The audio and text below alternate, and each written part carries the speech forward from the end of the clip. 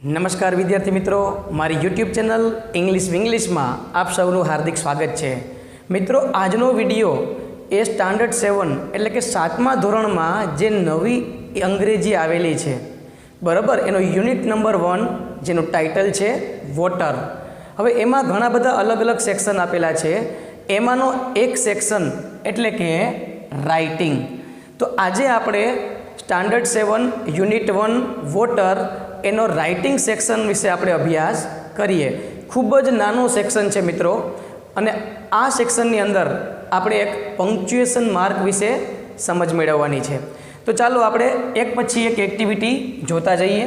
તો અહીંયા તમે જોશો રાઇટિંગ સેક્શનમાં તો આપણને એ આપ્યું છે. એ વિભાગમાં શું કરવાનું છે એની આપણે ચર્ચા કરીએ, બરાબર છે. તો એમાં શું કહે છે કે કોપી ધ સેન્ટેન્સીસ, એટલે કે તમને જે વાક્ય નીચે આપેલા છે તમારે એની કોપી કરવાની છે. બીજી ભાષામાં કહું ને તો અનુલેખન. અનુલેખન એટલે શું? તો કે જોઈને સારા અક્ષરે લખવું, એનો અર્થ થાય અનુલેખન, બરાબર છે. તો આ વાક્ય અનુલેખન કરવાના છે. આપણે એનો અર્થ જાણવાની જરૂર નથી, પણ છતાં આપણે એક પછી એક વાક્યને સમજતા જઈએ, બરાબર છે. તમારે તો માત્ર એની શું કરવાની છે? કોપી. તો પહેલું વાક્ય આપ્યું છે મેટામોર્ફોસિસ. જો મેટામોર્ફોસિસ એટલે શું એ આપણે અંતમાં ખબર પડી જશે. Metamorphosis is the change in the body of an animal during its life cycle.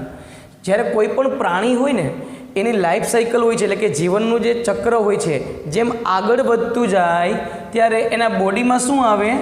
Change આવે, કંઈક ને કંઈક બદલાવ આવે, અને આ ક્રિયાને કહેવામાં આવે છે મેટામોર્ફોસિસ. ક્લિયર છે? ઓકે.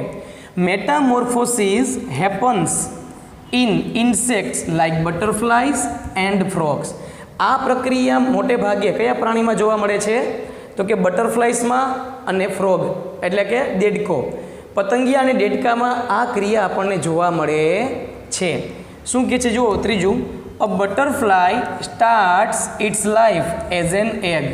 જ્યારે કોઈ બટરફ્લાય હોય ને, પતંગિયું, એ પોતાના જીવનની શરૂઆત એક ઈંડાથી થાય છે, નાના એવા ઈંડાથી. ત્યાર પછી એમાં શું બદલાવ આવે છે જોઈએ. જો ક્રમશઃ જેમ સમય આગળ જાય છે તેમ તેનામાં બદલાવ આવે છે. તો આ બદલાવાની પ્રક્રિયાને જ શું કહેવાય છે? મેટામોર્ફોસિસ. ચોથું વાક્ય છે મિત્રો, the egg becomes A Caterpillar. આ ઈંડું છે ને એ ધીમે ધીમે મોટું થાય એટલે કેટરપિલર બને, ઈયળ બને છે. વિચ ઇટ્સ લીવ્સ, કે જે શું ખાય છે? પાંદડા ખાય છે. શું ખાય છે? પાંદડા. ધેન પછી the Caterpillar becomes A pupa. આ પપ્પા નથી હો, ધ્યાન રાખજો, પ્યુપા છે. હવે પ્યુપા કેને કહેવાય ખબર છે?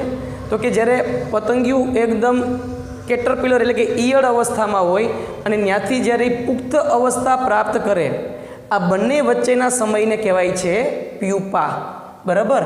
પ્યુપા ઇનસાઇડ એ કોકુન. કોકુન એટલે એક પ્રકારનો સેલ, કવચ.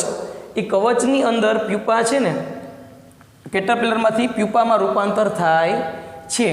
આફ્ટર સમ ટાઈમ, થોડોક સમય ધીમે ધીમે વીતે પછી અ પ્યુપા ચેન્જીસ ઇન્ટુ એ બટરફ્લાય. અને આ પ્યુપામાંથી ધીમે ધીમે પાંખો નીકળે છે અને શું બની જાય છે?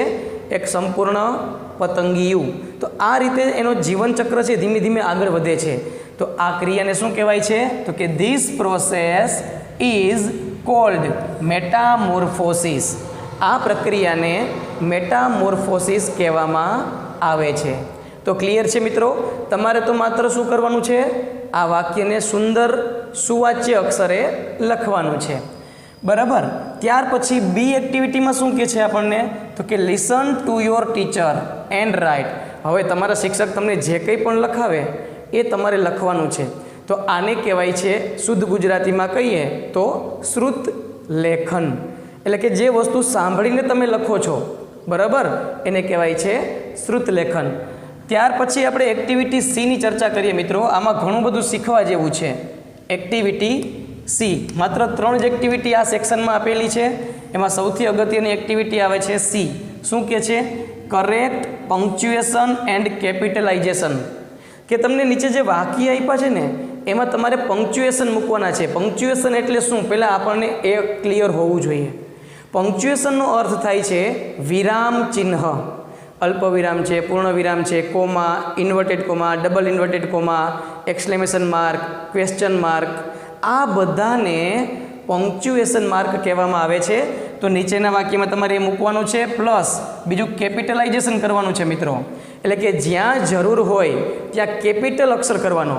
તો એના અમુક નિયમ હોય છે કે કોઈ પણ વાક્યની શરૂઆત છે ને એ પહેલો અક્ષર હંમેશા કેપિટલ હોય, ભૂલવાનું નહીં.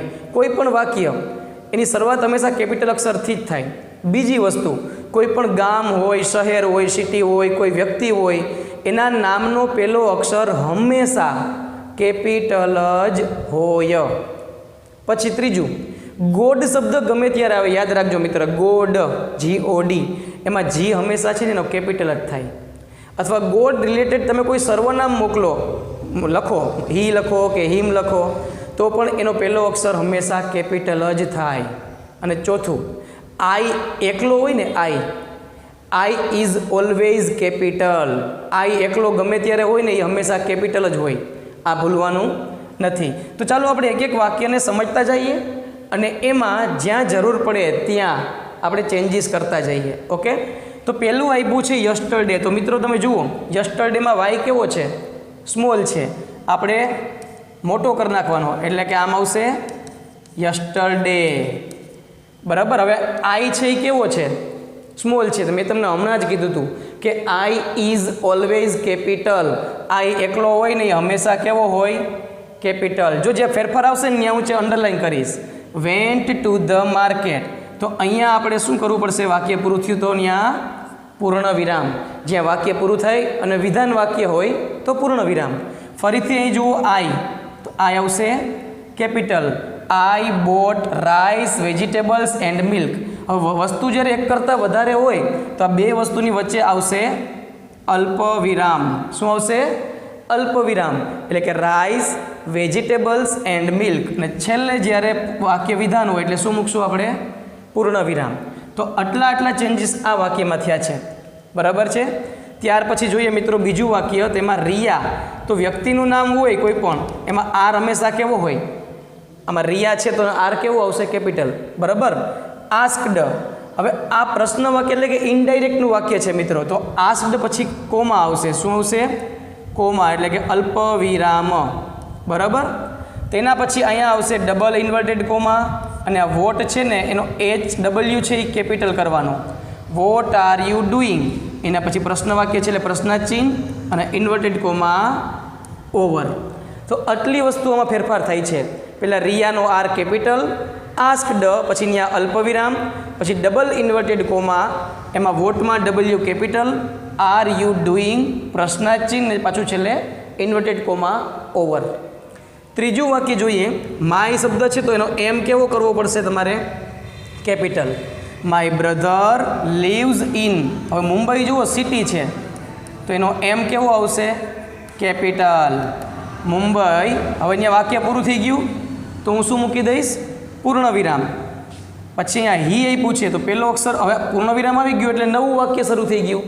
નવું વાક્ય શરૂ થયું હોય તો અહીંયા હી કેવો કરવો પડે? કેપિટલ. એટલે કે he works for a software company. અને છેલ્લે પાછું આવશે પૂર્ણ વિરામ. બરાબર. આટલા ચેન્જીસ થયા. માયમાં એમ કેપિટલ, મુંબઈમાં એમ કેપિટલ. વાક્ય પૂરું થાય છે એટલા માટે અહીંયા પૂર્ણ વિરામ આવશે. અહીંયા નવું વાક્ય શરૂ થાય છે એટલે પહેલો અક્ષર એનો કેપિટલ આવશે અને લાસ્ટમાં પૂર્ણ વિરામ. એ રીતે અહીં પહેલો અક્ષર આઈ કેવો કરવો પડશે? કેપિટલ. It is રેઇનિંગ heavily. વાક્ય પૂરું થઈ ગયું તો અહીંયા શું આવશે? પૂર્ણ વિરામ. પ્લીઝ. તો આ પ્લીઝનો પહેલો અક્ષર કેવો કરવો પડે મિત્રો? કેપિટલ. બરાબર. પછી અલ્પ વિરામ કરવાનું. પ્લીઝ અલ્પ વિરામ, કેરી યોર અમ્બ્રેલા, અને છેલ્લે આવશે પૂર્ણ વિરામ. ઓહ નો. તો ઓ કેવો કરવો પડશે? કેપિટલ. ઓહ નો. અને નો પછી છે ને એક્સક્લેમેશન માર્ક્સ આવશે. ખાસ ધ્યાન આપજો.